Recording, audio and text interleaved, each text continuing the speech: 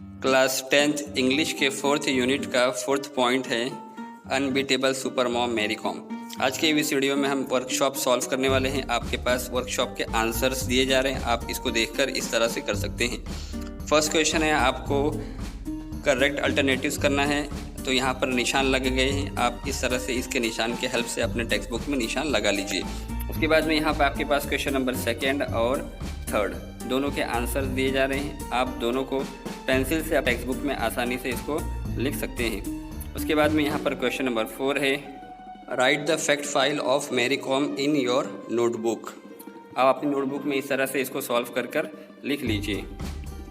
उसके बाद में यहाँ पर आपके पास जो क्वेश्चन नंबर 5 है, इसके अंदर आपको ये टेबल कंप्लीट करना है। एक्टिविटी बेस्ड क्वेश्चन है, आपके पास क्वालिटीज़ बताना है आपको मैरी कॉम की, तो यहाँ पर लिखा हुआ है, आप इसकी हेल्प से कर लीजिए।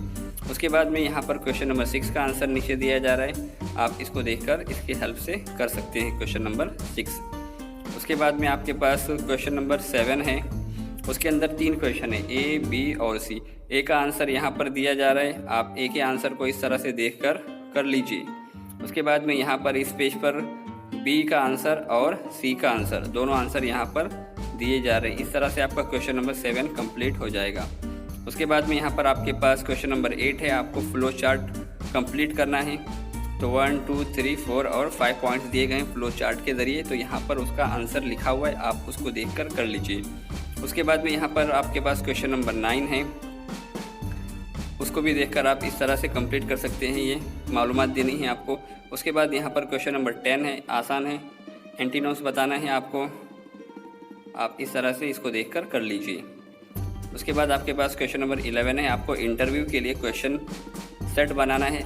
8 से 10 क्वेश्चन आप बना सकते हैं, तो यहाँ पर आपके पास 10 क्वेश्चन दिए जा रहे हैं, आप इसको देखकर कर लीजिए। उसके बाद में जो आपके पास अगला क्वेश्चन है, क्वेश्चन नंबर 12, आपको एक पैराग्राफ तैयार करना है। नीचे जो पॉइंट दिए गए हैं उसकी हेल्प से आपको एक छोटा सा पैराग्राफ लिखना है।